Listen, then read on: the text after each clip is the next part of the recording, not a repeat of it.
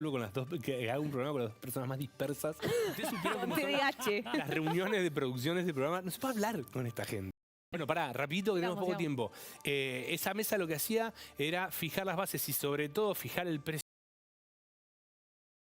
cadena puedan sobrevivir. ¿Qué pasa? Sturzenegger dice, no, bueno, esto no puede ser, esto lo tiene que regular solo el mercado, saca facultades. A principio de año, o ya el año pasado había dejado acéfalo al organismo, ahora, desde la semana pasada, lo que le sacan es la potestad de fijar el precio mínimo.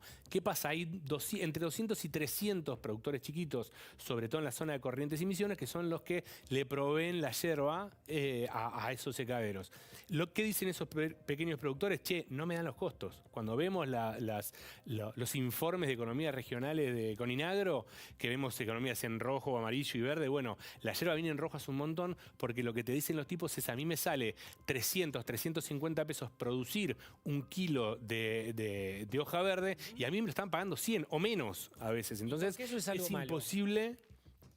¿Cómo? Porque se funde. Es algo... Entiendo dónde vas y entiendo el mensaje de mucha gente que dice, bueno, esto es exactamente lo que voté, que nadie se meta en el precio y que el mercado regule solo.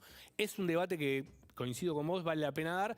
En el medio hay un montón de familias de 5 o 6 generaciones de productores de yerba que están cerrando y lo que denuncian es, bueno, lo que va a terminar pasando es que las grandes empresas vayan comprando esas pequeñas productoras y es cierto, ahora está bajando un poco el precio, pero cuando 2 o 3 o nada más tengan la potestad de fijar precios, ahí veremos qué pasa y en el medio un montón de gente se está quedando sin laburar. Un ratito, si querés, con Andrea lo charlamos, sobre todo lo que tiene que ver con pequeños. Salto rápidamente porque nos quedamos sin tiempo a la situación del vino. Algo similar, hay una caída del consumo de la que también venimos hablando en el programa, que tiene que ver con crisis y demás, pérdida de poder adquisitivo, ahorro en artículos que no son de primera necesidad, como el vino.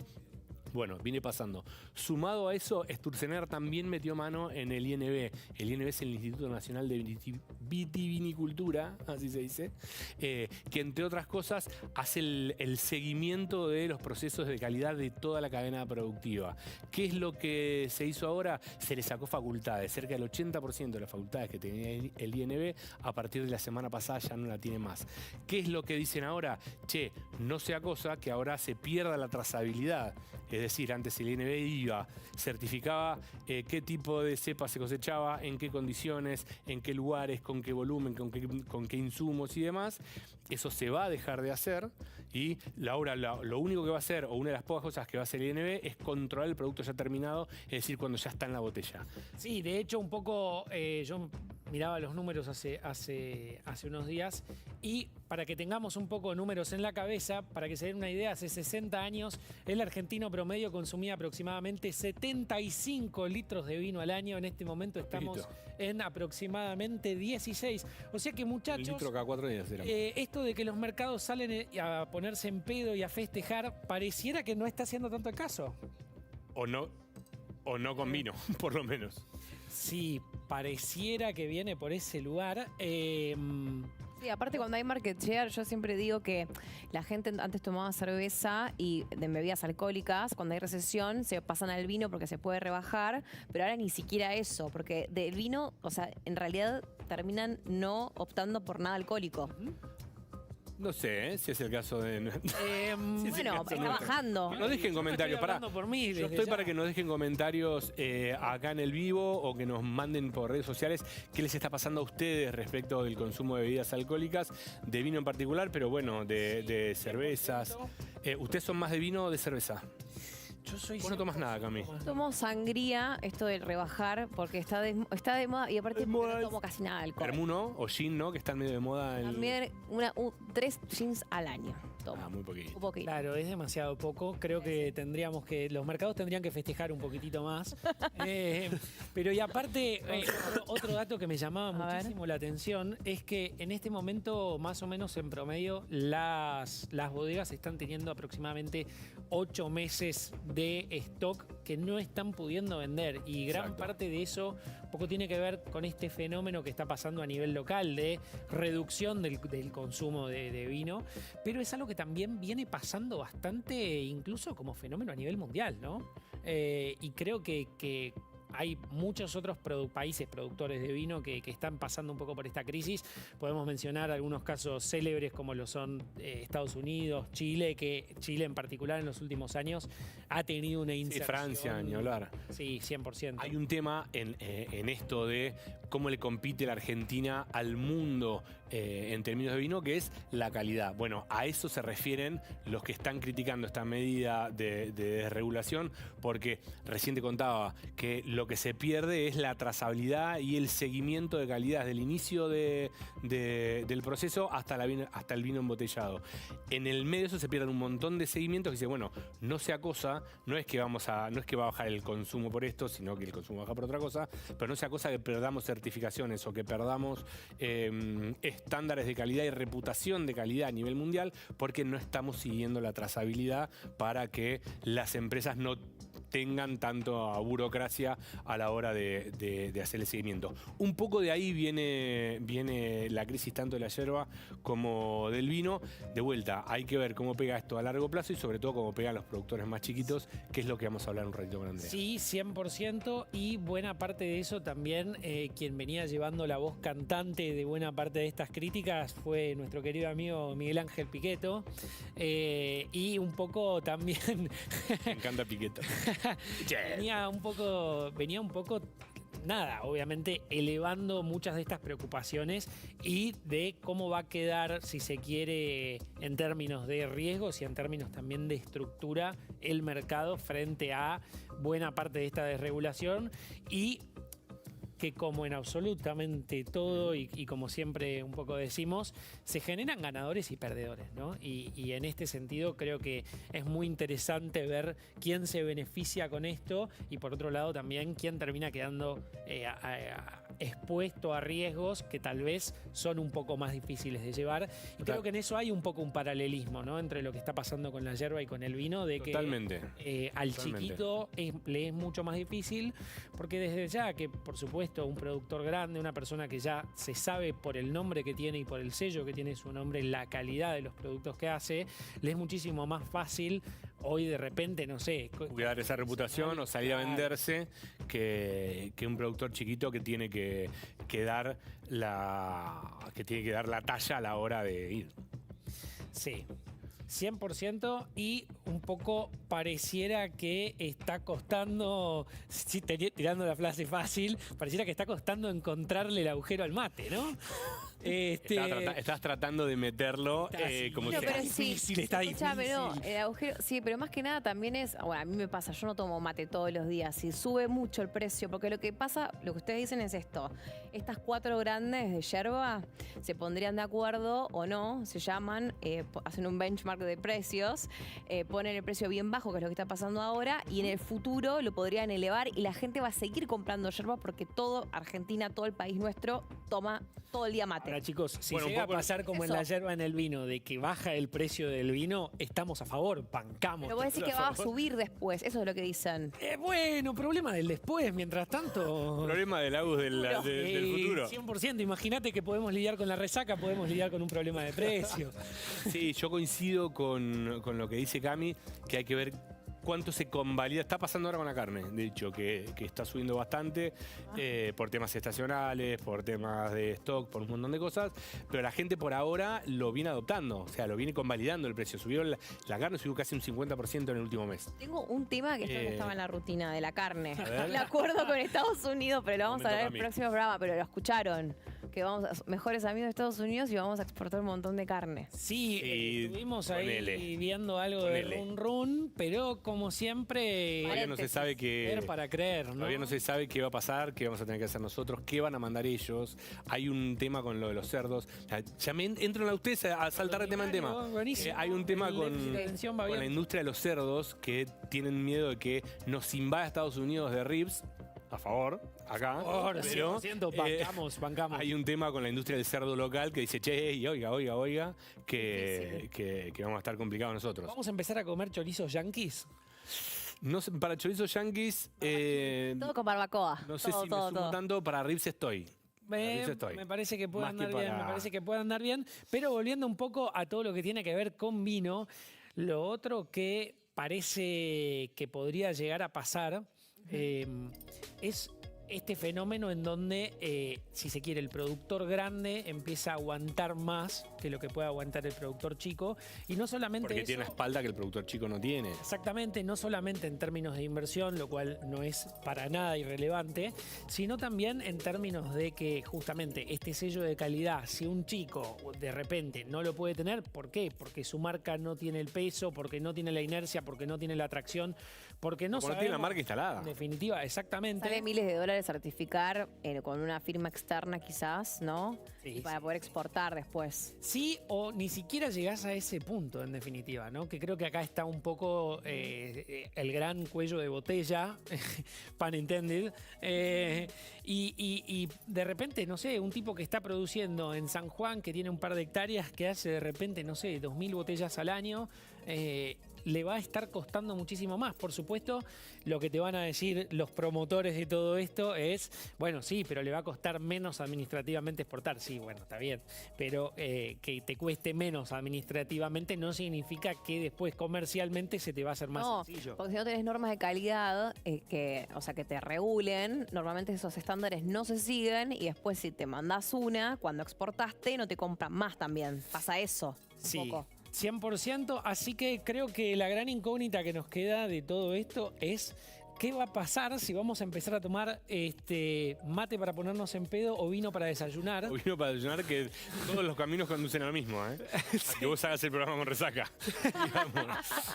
¡Qué desastre! El vino y el mate no van de la mano porque el mate deshidrata un poquito. Y eso lo decís porque no probaste el tereré loco. Yo tomo tereré. Che, menos. Pero bajemos. Igual para poner un poco de cordura y un poco de cierre a esto, pues ya estamos por arrancar la charla con Andrea, es qué va a pasar con los pequeños productores, con los medianos, una vez que las grandes empresas vayan captando esos mercados o quedándose con esas producciones. Los precios pueden bajar, los precios pueden bajar un poco y después volver a subir. ¿Se pueden reconvertir esos pequeños productores en otra cosa o van a tener que dejar?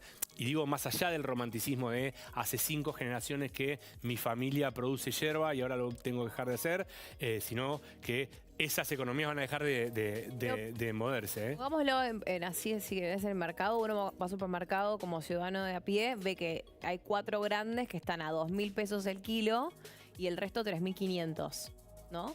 Vamos a charlarlo, si les parece, con Andrea, con nuestra invitada de hoy.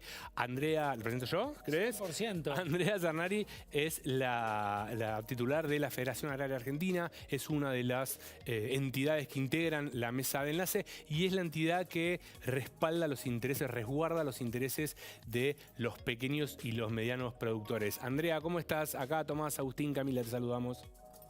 ¿Qué tal? Buen día, ¿cómo están? Un gusto saludarlos. El gusto es nuestro, Andrea, ¿cómo estás? Muy bien.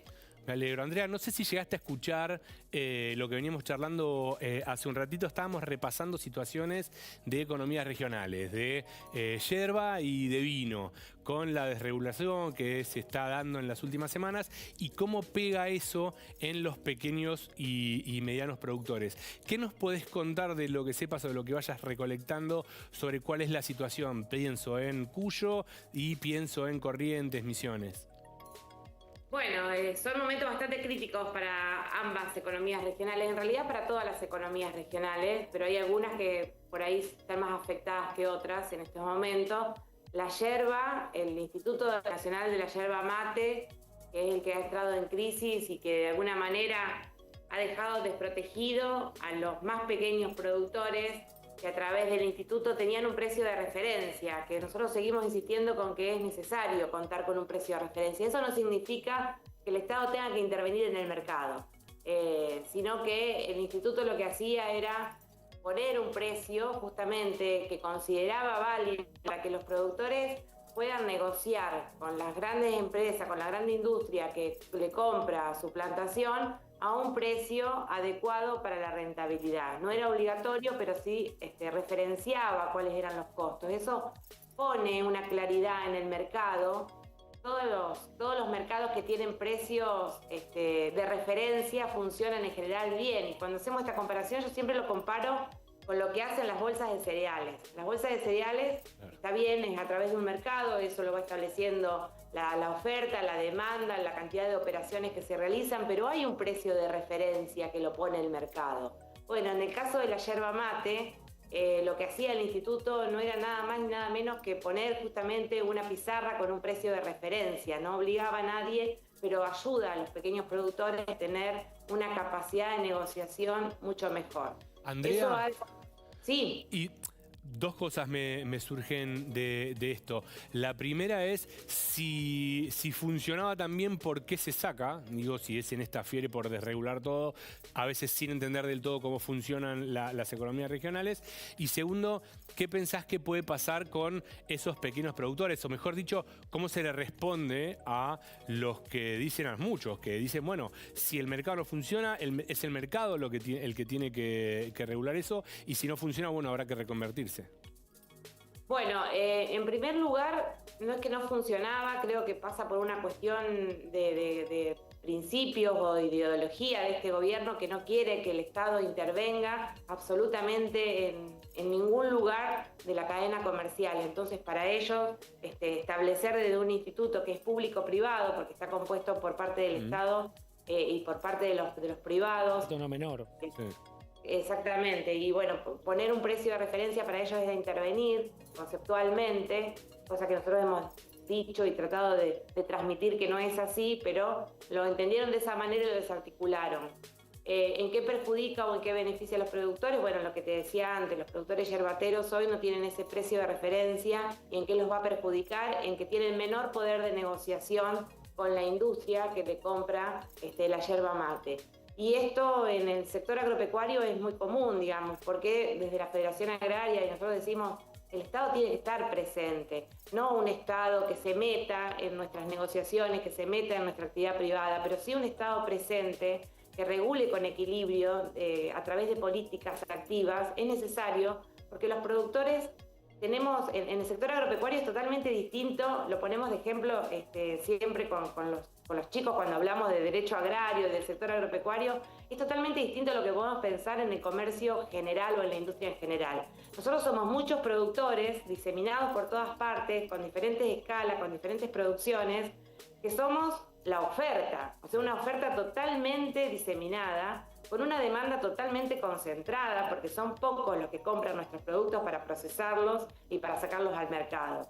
Muy distinto a lo que puede ser una fábrica de automotores, ¿no? Donde la demanda está totalmente diseminada, todos somos los ciudadanos supuestos demandantes de autos y la fábrica está concentrada. Bueno, es un comercio totalmente distinto al sector agropecuario, por eso es necesaria la intervención. La intervención, vuelvo a reiterar, no en la actividad privada y económica, sino a través de medidas políticas que equilibren esas fuerzas. Y el pequeño productor yerbatero hoy se encuentra en desventaja al momento de poder negociar su precio. Eso ha hecho, entre otras cosas, que el precio baje. Claro. Y Andrea, sobre eso te iba a pedir... Otra realidad en la yerba mate, debo decirlo, que es que se permite el ingreso de otros países de importación de yerba mate. Y eso está compitiendo con los costos que los productores tenemos, los productores argentinos tenemos frente a otros países del Mercosur. Y eso está compitiendo negativamente en el precio y en los productores argentinos. El que menos escala tiene, el más pequeño, por supuesto que es el que más dificultades tiene para seguir sobreviviendo. Claro, y un poco conectado con eso también era esto que te iba a preguntar, ¿no? Porque me parece que el punto que le vas no es para nada menor y por eso te iba a pedir un poco que desarrolles. Vos decís, no queremos por un lado que el Estado intervenga en el sentido de meterse a estorbar, pero por otro lado tampoco podemos estar, libres a la buena de Dios en el sentido de no contar con un cierto marco que nos ayude a ordenar, a organizar y en particular ayudar a que el tipo que realmente la está laburando, que realmente se está esforzando y que realmente está haciendo todo lo que puede por competir, por ser eficiente, por ser bueno, se quede completamente en pampa y la vía, ¿no? Y entonces, digo, ¿cómo se puede orquestar, si se quiere, un poco ese equilibrio? En particular cuando del otro lado tenés gente que te dice, es exactamente lo que voté. No, yo creo que uno cuando dialoga, mira, cuento esto porque sucedió ayer tuvimos una conversación muy extensa con el secretario de economías regionales de la nación y poniendo sobre la mesa justamente la realidad de diferentes sectores económicos, porque en ese momento, bueno, habíamos ido justamente por la banana en Mendoza, por la producción de banana en Mendoza, a conversar con él. Cada sector y cada economía regional, y tenemos muchísimas economías regionales en la Argentina, que dan trabajo, que generan movimiento económico en los pueblos, que el comercio funciona a partir de que la producción agropecuaria puede tener ese rodaje y esa rentabilidad. Todas esas economías regionales necesitan de un Estado, no digo interventor, pero sí de un Estado que esté presente a través de políticas que faciliten las condiciones para que los productores podamos tener mejores condiciones. Y cuando decimos poder tener mejores condiciones, hablamos de oportunidades. Las oportunidades que tiene un productor que está a 50 kilómetros de un puerto, que tiene una producción como es un commodity de soja, son muy distintas a las que tiene un productor yerbatero en Misiones, muy lejos de los puertos, muy lejos del comercio, con un comercio que no está, que no es un commodity, que no tiene un precio de referencia internacional. Entonces, ahí vemos las diferencias donde decimos a través de políticas a ese productor que tiene dificultades para poder salir al mundo con su mercadería, bueno, tenemos que generarle las condiciones. ¿Y qué son generarle las condiciones? Generarle justamente un marco legal que le dé las mismas oportunidades que otro, que le dé infraestructura, que le dé las rutas para sacar la mercadería, que le dé caminos rurales, que le dé energía, la misma energía que hay en Buenos Aires, que la tenga Misiones, que la tenga Corrientes o la tenga la Patagonia. Digo, cuando hablamos de que el Estado debe estar presente, hablamos de eso, de un Estado que a través de políticas pueda generar condiciones para que todos tengan la misma igualdad. Y más porque las economías son diferentes. Uno cuando siembra soja o cría una vaca, yo soy ganadera, digo, y pienso en esto, bueno, sabemos que la carne argentina tiene un mercado muy aceitado interno, porque los argentinos consumimos carne, y también tenemos mercados internacionales. Pero cuando vos pensás en la yerba mate es casi de uso nacional todo, porque los argentinos somos los materos, y lo que exportamos tiene que tener ese acompañamiento de una cancillería que esté presente buscando mercados, ayudando a los privados a que encuentren esos lugares para salir, que podamos tener promoción de nuestro producto. De eso hablamos cuando hablamos de que el Estado tiene que estar presente, que es a través de legislaciones, de políticas marcos. Perfecto, Andrea. Te pregunto algo, Camila te habla. Hablando un poco de diversidad e igualdad que hablabas recién hace un ratito, quería saber, vos que estás en la mesa de enlace. Bueno, yo vengo del mundo del petróleo, estudio ingeniería y también me pasa como vos quizás, el porcentaje de mujeres es muy bajo y en el campo veo que aún es más bajo. ¿Cómo haces si incentivás vos de alguna forma que se incorporen más mujeres al sector o qué otras herramientas ves que pueden ser útiles a la hora de equiparar este tema del género? Bueno, sí, somos bastante pocas las mujeres que somos dirigentes y falta todavía que nos comprometamos más con las instituciones. Me parece que el solo hecho de que hoy haya una mujer al frente de una entidad agropecuaria, de las 4 entidades más representativas del sector a nivel nacional, que estemos conformando la mesa de enlace, da una visibilidad de decir, bueno, otras mujeres pueden contagiarse de esa motivación de participar y de estar en los lugares de gestión. Pero quiero decir esto, en el sector agropecuario, que es un sector muy masculinizado, porque está lleno de varones, y ha sido así tradicionalmente, cada vez más somos también las mujeres que somos productoras agropecuarias y que nos hemos hecho cargo de nuestra explotación y que estamos al frente de la empresa familiar o de la empresa agropecuaria. Somos cada vez más, porque antes la mujer tenía ese lugar más del cuidado y de las cuestiones domésticas, ¿no? En el campo, éramos las que hacíamos los cuidados domésticos, la que criaba la gallina, la que ordeñaba la vaca, la que hacía la huerta, cuidaba a los hijos y cocinaba. Hoy tenemos otro rol. ¿Cómo fue ese camino? ¿Te costó? No, yo en lo personal te transmito esta experiencia y siempre la quiero transmitir, de que para mí fue muy natural, porque en mi familia siempre tuve ese lugar, desde mi chacra, digamos, mi campo, siempre estuvo en manos de mi familia. Y desde mi padre, que nos dio ese lugar de participar. Yo desde muy chica manejaba un tractor, manejaba un camión, la cosechadora, andaba a caballo, vacunaba, digo, todas las tareas que se hacían en el campo las hacía a la par de mi hermano. Tengo un hermano varón. Sí, como si fueras uno más. esta diferencia. Claro, eso está bueno. Eso me dio a mí también, digamos, me formó de esta manera y nunca me hizo sentir esta diferencia, pero además en la entidad tampoco la tuve, porque también desde los 13 años que participo en un centro juvenil de la Federación Agraria y transité por diferentes espacios de la organización durante más de 30 años y nunca me sentí distinta a un varón, porque bueno, lo que defendemos es lo mismo para un varón que para una mujer en mi sector. Y cuando llegué a la presidencia tampoco llegué ni por cupo, porque no tenemos cupo, ni porque era mujer, digamos. Llegué a ser la presidenta de la Federación Agraria porque los federados entendieron que mi trabajo y mi trayectoria dentro de la entidad valía la pena que lo liderara Andrea, ¿no? Porque y Andrea, ¿y cómo se labura para revertir estas cifras? Que es cierto que vienen creciendo, pero hay cifras, creo que del último censo, que hablaban de que el 20% de las producciones agropecuarias están lideradas por mujeres. ¿Estás laburando vos en lo personal y en tu entorno para que esto se modifique o es algo que pensás que se va a ir cambiando solo? No, creo que hay una parte que se va a ir dando naturalmente, pero hay que trabajar para eso y hay que seguir trabajando. ¿Y cómo lo hacemos? Bueno, fortaleciendo las capacidades de las mujeres para que puedan hacerse primero cargo de las explotaciones y para eso hay que darles herramientas, claro. Y tienen que sentirse formadas y capaces de poder hacerlo y que sean conscientes de su claro. trabajo, de su valor y de su importancia. Andrea, para eso trabajamos mucho con nuestro grupo de mujeres. Tenemos conformados grupos de mujeres dentro de la Federación Agraria. Bueno. Buenísimo. Andrea, tengo dos cortitas para preguntarte antes de despedirte. La primera tiene que ver con lo que hablabas vos hace un ratito de el rol del Estado. ¿Se sienten escuchados desde la mesa de enlace con este tipo de cuestionamientos o no tanto?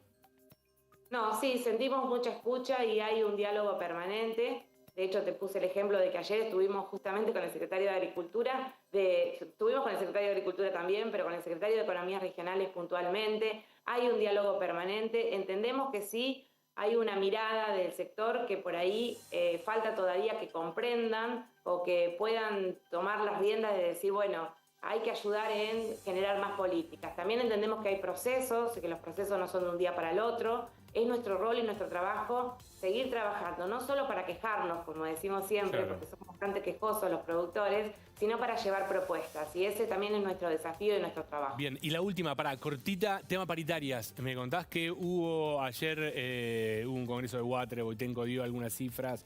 Tema paritarias en el campo, ¿cómo vienen? ¿Qué mirada tenés? ¿Y cuáles son las prioridades? Mira, nosotros estamos trabajando justamente, tenemos conformada la Comisión Nacional de Trabajo Agrario y ahí venimos trabajando todo el año. Creo que es necesaria una recomposición salarial del trabajador rural, es necesaria y en eso estamos trabajando. Vamos por el camino de lo que han salido a decir la UATRE. Creo que vamos a llegar al acuerdo porque para nosotros los trabajadores rurales que nos acompañan y que trabajan con nosotros son familia también y trabajan par a par. Y el tema es poder hacer los equilibrios en aquellas economías que están más complicadas, porque hay productores de economías regionales que necesitan de mucha mano de obra y esa cantidad de mano de obra a veces se convierte en una carga muy pesada para los productores, sobre todo los más pequeños o los que tienen mucha carga laboral y que no pasa por el salario, porque la verdad que el trabajador rural merecería estar cobrando muchísimo más y mucho más digno. El problema pasa por la gran carga social que tenemos los productores que nos duplica el costo. Y te pido, Andrea, ahí tenemos que trabajar. Te pido, Andrea, si se puede, para cerrar, un rápido ping-pong de preguntas que tenemos preparada, pero bien cortito, si se puede, en una palabra, ideal. Ahí va, dale. Y es verdadero o falso un poco también, pero es exactamente lo que voté. ¿Cómo? Es exactamente lo que voté, ¿afirmativo o negativo? Es exactamente lo que ¿qué? No te comprendo. Lo que voté, como dicen ahora los jóvenes libertarios. Falso. Lo incierto es peor que lo malo, ¿verdadero o falso? Lo peor es más cierto que lo malo. Ay, me dejaste, no te la sabría responder, tendría que pensarla mucho más, es bastante complejo. Son profundas. Y después, el productor agropecuario en general es croto, pero quiere ser tecnológico, ¿verdadero o falso? Viene otra charla. Falso, falso. Y para cerrar, y con esta ya dejamos, ¿el campo es? lo mejor que me pudo pasar en la vida. Ay, muy bien. Gracias, Andrea. Gracias. Muchísimas gracias por tu tiempo. Realmente un gustazo tenerte. Nos quedaríamos charlando muchísimo más, pero como Tiene que venir, siempre presencial. se nos queda corto el programa. Así que te agradecemos muchísimo. No, gracias a ustedes, un placer. Gracias. Hasta luego, Andrea, gracias. Hasta luego. Y seguimos un poco ahora con la próxima sección en donde tenemos la parte ya sí puramente financiera de la semana, pero no quiero antes dejar de presentar a mi gran amigo Peter Moreira. Pedro es director y fundador de Guardian Capital, es economista, de hecho nos conocemos de ahí, hemos estudiado juntos la carrera y también obviamente tiene una maestría en finanzas de Ditela. Así que nada, bienvenido Pedro, un gusto tenerte. Muchísimas gracias, Agus. Hola Tommy, hola Camila, gracias por la invitación. Muy Y amables. de nuevo una semana tranquilísima, ¿no? No pasó nada. A ver, fue una semana que, si seguimos con lo que fue directamente la semana pasada, muy pero muy volátil, pero como siempre me gusta decir a mí, la volatilidad juega en ambos sentidos. Tuvimos la ¿Qué semana... significa eso? La volatilidad juega en ambos sentidos, es exactamente lo que vimos. Este año, en abril, cuando vimos que en periodo de menos de 20 días hábiles, menos de 20 barras de mercado, podemos llegar a decir, tuvimos un 20% de caída, confirmando un bear market.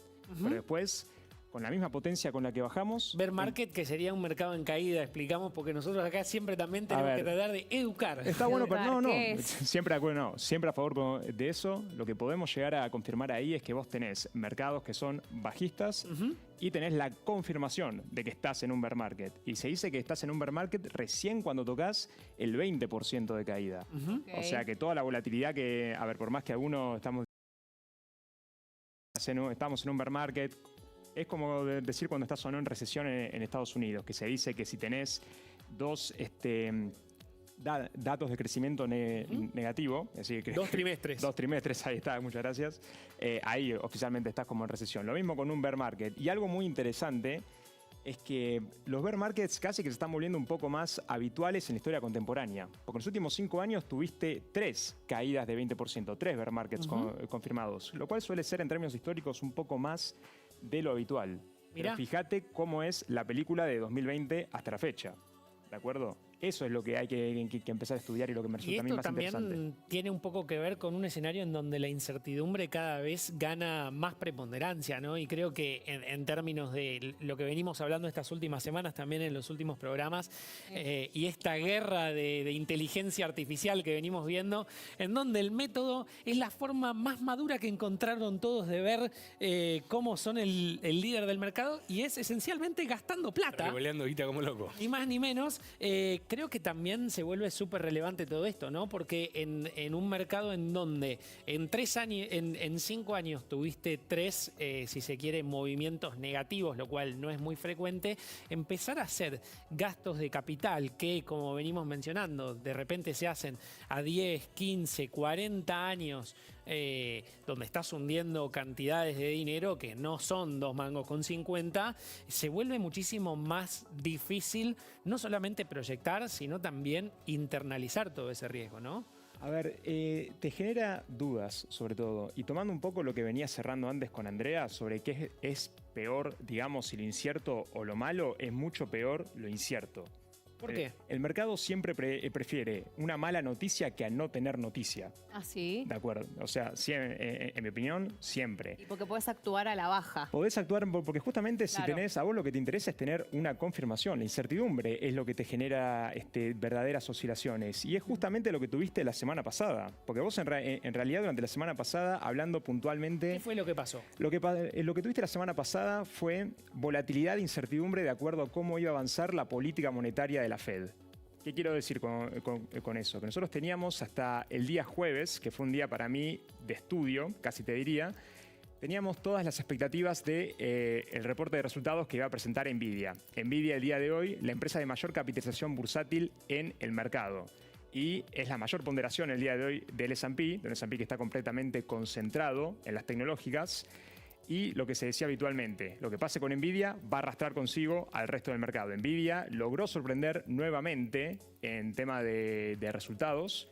El mercado arranca al alza, pero después arrancan a ver comentarios un poco más hawkish, si querés decir, con el tema de de la ¿Qué Fed. significa hawkish? Hawkish significa, a ver, tiene que Criollo. ver... En criollo tiene que ver, a ver, a los yankees les encanta poner estas palabras, bullish, Sí. bearish.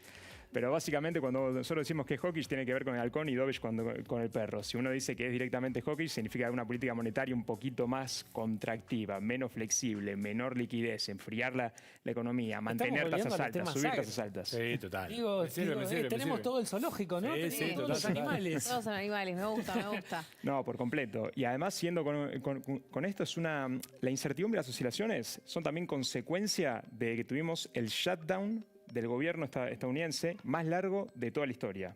43 días, el más largo de toda la historia. ¿Y eso qué es lo que te genera? ¿Cuál es el principal problema? Que te demoró un montón de información pública completamente relevante para que la Fed realice la política monetaria que tiene que realizar. Y salió la confirmación de que los datos que necesitaba laborales no iban a llegar para el 10 de diciembre, que es cuando tienen la próxima reunión, sino que van a estar el 16. O sea, la Fed va a aplicar política monetaria completamente a ciegas. A ciegas. ¿Qué Y significa eso eso, nunca pasó. en la práctica? eso nunca pasó porque nunca tuviste un shutdown que durara 43 días. Cuando arranca el shutdown, que para compararlo un poco con Argentina, es exactamente lo mismo cuando acá se habla del presupuesto. Nada más que cuando acá no se llegan a poner de acuerdo con el presupuesto, simplemente se toma el del año pasado. Acá no hay presupuesto hace un montón de tiempo. Acá en el presupuesto es un montón de tiempo. Milei estuvo Clarísimo. gobernando con el presupuesto de Massa, si querés, del año 2023. Ahora, lo que pasa es que en Estados Unidos, un país, si querés, con un poco más de federalismo, hablando de historia, si hubiesen... 4 días sin presionar, sin un dato. es Exactamente. Si complejo. ellos directamente no se ponen de acuerdo, no es que, bueno, vamos con lo del año pasado. El gobierno se cierra. O sea, menos sueldos para los empleados públicos, demoras en las aerolíneas y toda esta demora también de estadística y datos oficiales que necesita la autoridad monetaria, en este caso Powell y la Fed. Y en este sentido, ¿cómo pega todo esto en este gran contexto en donde vemos que todo lo que está conectado a inteligencia artificial, no solamente que hay mucha conexión entre las empresas, sino que ya se empieza a hablar un poco de burbuja y empieza a estar un poco esta discusión, ¿no? Veíamos la semana pasada que el índice de miedo y codicia está en un nivel raro para lo que suelen ser los contextos de crisis o de que se está a punto de venir, ¿no? Para los que somos gordos no pasa nada, Mirá, dormimos tranquilos. mirá, pero- me ¿Es encanta. burbuja o no es burbuja? Porque acá discutimos bastante. Para mí no es burbuja. Está bien, las .com, después quedaron pocas, pero ahora estamos viendo inversiones en infraestructura, o sea, como si infraestructura civilizatoria de acá, no a 40 años, a 100 años, digo. Nos Bien, vamos a pelear siempre. Te voy a dar la respuesta corta. A ver. No hay Pará, burbuja. porque vas a- No hay burbuja. No hay burbuja. ¡Vamos, gané! No hay burbuja. Mirá cómo te Gané. Digamos, No hay eso burbuja. pasa. No, eso pasa por cuando Me la traes está amigos. hablando tu Tus amigos te van a colega. traicionar. Porque a mí te van a traicionar. Estoy No exaltada. hay burbuja, Gané, gané. hay argumento detrás, ya los voy a mencionar. Primero que nada, Sí, un sí. argumento es lo que vos acabás de mencionar, Agus, con respecto al sentimiento del inversor. En este momento estamos en zona de máximos... ¿Está contenta, Camila? Estoy contenta porque, bueno, vengo remando hace un montón. Semanas. Bien, River. Es Bueno, por algo- Perdí la discusión. Por algo me sentaron al lado tuyo. Sí, por Todo algo. tristeza y dolor. Es para que me apoyen en esto. Bueno, mirá, pero igual a quien quiero agarrar, mira, voy a agarrar uno de los argumentos que decía recién Agustín, que me Ah, parece mira, algo clave, pero clave. El día de hoy el sentimiento del inversor está en miedo extremo. Y desde hace ya semanas, meses inclusive, dentro de lo que es los bears versus bulls, quienes están más pesimistas con el mercado, el sentimiento está extremadamente pesimista. Pero está extremadamente pesimista en una zona del mercado que está en zona de máximos históricos. Y estamos en niveles hoy de que tenés más del 40% de los inversores que están pesimistas. Y en ese escenario no se dan los techos. Ese escenario, más del 40% de los inversores que estén pesimistas, es cuando el mercado está 20% para abajo. Abril, por ejemplo. No estamos en ese escenario.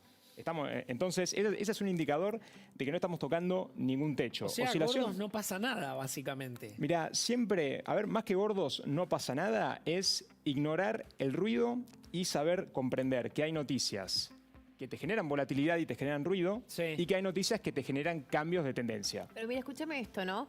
La semana pasada Warren Buffett se sale de Apple, compra Google. Y Correcto. ahora, esta semana, esto que está cambiando ahora, Google empieza a venderle chips a 2027 a Meta. A Meta. Para comerle market share a Nvidia. O sea, es algo Nunca visto esto. Es algo nunca visto, pero a mí me parece que fuera de todo, estos son excelentes noticias, porque uno quiere ver competencia en un mercado que está cada vez más a la vanguardia y en algo como la inteligencia artificial, que es básicamente el motor hoy del mercado. Fíjate inclusive que Nvidia cayó el día de ayer, por ejemplo, mientras que Google estaba alcista, pero el S&P no se puso negativo, por más que tenía mucha ponderación en Nvidia. Google ¿Qué pasó significa eso? Significa básicamente que cuando dicen que el sector, el S&P, está muy concentrado en tecnológicas, es algo que es algo que es cierto, si bien se puede discutir, pero es algo que es cierto. Todo el mundo siempre decía, lo que pase con Nvidia va a repercutir en el S&P. Y ayer no vimos eso. Ayer vimos que Nvidia justamente bajaba y Google con el S&P subían. Y eso es lo que querés ver. Eso te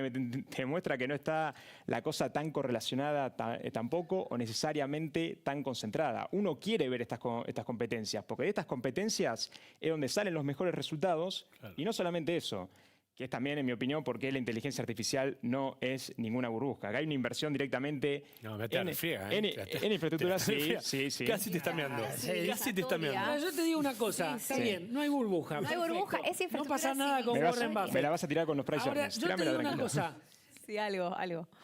El dato dice, y acá por suerte son números, por lo tanto plata entra, plata sale, cuenta el almacenero, solamente gastó el 1% de su cash Warren Buffett para comprar Google. Por lo tanto... Pero se salió de Apple. Bueno, entero. Está bien, sí, pero el cash lo tiene ahí guardadito, ¿eh? El tipo no es que... A ver, sí, es verdad, estamos con miedo, todo lo que quieras, no hay burbuja. Warren Buffett... El tipo... Se la guardó toda, así. Escúchame, 95 pirulos, al pedo no los tiene, ¿eh? Al pedo no los tiene. Mirá, Warren... Gastó el 1% de su cash. Yo te digo, no sé, tendría un poquito más de cuidado. Mirá, vos sos yo te conozco, sos alumno de Warren Buffett. Me gusta pensar que yo también, de que algo hemos aprendido en todo este tiempo. 100%. Ahora, Warren Buffett viene sentado en una pila enorme de cash desde hace 5 años aproximadamente, aprovechando estas tasas altas y bastante interesantes de la Fed, de higher for longer, como les gusta decir. Tasas que históricamente estaban muy, pero muy atractivas. O sea, ¿vos estás diciendo, ¿está gaga el viejo? No, no está gaga. Está próximo, no, para nada. No voy a decirlo, está más que está necesitando un título. Decir Warren Buffett está gaga, es un viejo meado. Va el corto. Chocho. Warren Buffett, o va a invertir en su longevidad y va a vivir 150 años. Me gusta decirlo de la siguiente manera. A ver, Warren Buffett, yo lo elijo interpretarlo de la siguiente manera. Warren Buffett, primero, que tiene un método de inversión muy distinto al que tenía al inicio de su carrera. Está buscando directamente oportunidades para largo plazo y oportunidades que sean value de verdad más que growth. Ahora, lo que me resulta interesante, y es lo que más tomo de la última compra que hizo de Google, por más que haya utilizado el 1% de lo que tiene en esa enorme pila de cash, Google entró en el top 10 de las ponderaciones de Warren Buffett, puesto 8 me parece. Y me parece que esto también habla muy bien de la lectura que ellos ven para Google en el futuro. Porque si hay algo que, en este caso, Berkshire Hathaway, el holding de Warren Buffett, tiene como perfil de inversión, es un perfil largo placista. Claro. Y esto lo que nos está diciendo a nosotros es que ellos a Google, definitivamente en lo que es book value, price earnings, múltiplos, la ven a precios competitivos. Pero sobre todo esto lo que nos indica es que ellos la ven tal vez como la posible ganadora del futuro. ¿Pero por qué? Porque la semana pasada hicieron esta movida y esta semana tenemos la noticia de que se mete en toda la cadena de valor de la IA. O sea, desde la producción de chips, esto es algo que es bastante poderoso, ¿no? Billions y billions se van a llevar. Es algo que es bastante poderoso. Google también lo que tiene de interesante como empresa, por eso a nosotros desde Guardian nos gusta mucho Google, te lo pongo ya antes de que me lo preguntes, para 2026 seguimos siendo constructivos con todo el S&P. Si uno quiere sobreponderar, nos quedamos con Nvidia, Google y Amazon. A la fecha de o sea, si tenés que elegir 3 papeles, vas ahí. 3 papeles, vamos a Nvidia, Google y Amazon. Amazon principalmente porque está... Fuerte al medio, se podría decir. Nosotros apostamos a ganadores en Guardian Capital. Ese era el hook. Nosotros apostamos a ganadores. Como yo, que dije que no era una burbuja. Hablamos en un año. Está bien. Hablemos. Va a seguir este programa, Agustín, vamos a hablar acá mismo. Agustín, vos seguís la comunidad, sabés, digamos, todos los comentarios que nosotros tenemos al respecto. Tenemos un escenario base para que el S&P llegue a tocar los 7.000 puntos antes de que termine el año. Lo tenemos desde antes de la semana pasada y lo venimos teniendo desde junio, si querés, que lo venimos teniendo y lo mantenemos. ¿Y cómo ves entonces a uno de los peores noviembres desde 2008, donde noviembre es siempre un mes que va para arriba. La verdad me encanta porque es historia Pero no nueva. entiendo. Por un lado decís que no hay burbuja, por otro lado decís noviembre bajista, me encanta. ¿En qué quedamos? Noviembre es bajista, está más barato. Yo quiero comprar más. Y hablando de bajista, y conectamos con lo siguiente, ¿qué está pasando en el mundo cripto? Ah, sí. Bueno, está pasando... Bitcoin a la baja. Bitcoin a la baja. Acá no tuve señal los últimos 20 minutos, no sé cómo estará en este momento. Pero la realidad es que toda la historia importante de Bitcoin y del mercado cripto no arranca necesariamente la semana pasada, si querés, que tuviste una declive bastante importante, arranca el 10 de octubre. Fue feriado para nosotros acá en Argentina. ¿Por qué? Porque el 10 de octubre... el mercado cripto hay que entender que es un mercado que todavía no está es descentralizado. Es justamente el fundamental principal que les gusta más a los gurús y a los fundamentalistas. Parcialmente del mercado cripto. descentralizado. Parcialmente. Cada vez más centralizado, diría yo. Cada vez más centralizado. Es Sí, más, sí. desde que empezaron a cotizar los ETFs en el mercado de capitales tradicional, ahí podés empezar a decir que el mercado cripto, Bitcoin, Ethereum están teniendo un poquito más de correlación con todo el resto de los índices que cotizan en el mercado. Ahora bien, lo que pasa en el mercado cripto es que te deja apalancarte muchísimo más de lo que te permite hacerlo el mercado tradicional. ¿De acuerdo? ¿Cuánto más, por ejemplo, por 100% o más? Muchísimo más, Claro. excesivamente es más. Por eso a mí me gusta resaltar que el mercado cripto es un mercado que es como que es un mercado ¿Qué significa específico. estar apalancado? Estar apalancado significa casi como tomar deuda. A ver, tengo $100.000 para invertir, pero el broker me deja invertir por 300.000. Estoy tomando de 200, por ejemplo, que no tengo y que voy a tener que pagar intereses sobre ¿Cómo funciona eso? Suponte que vos tenés 100, invertís por 300. ¿Qué pasa si la cosa no anda bien? Y si vos tenés 100, pero invertís por 300 y perdés, estás perdiendo por 3, no por esos 100. ¿Y tenés Para que hacerlo un poco devolver? más ¿Tenés que devolver? Tenés que ¿Cómo devolver es? eso y tenés que devolver más intereses en algunos casos. ¿Qué es lo que pasa en el sector cripto? ¿Y qué es lo que pasó? Tanto apalancamiento y la cosa oscilando tanto, generó que inclusive muchísimos market makers, que los market makers en el mercado cripto básicamente funcionan como las autoridades monetarias porque generan liquidez Es genial en el porque mercado. ya huele la repregunta, ¿viste? El tipo ya sale aclarando. Generan liquidez en el mercado. ¿Y por qué esto es importante? Porque si los market makers tienen que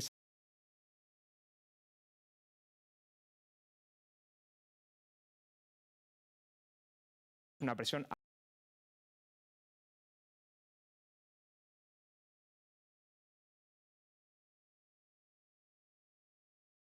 ahí está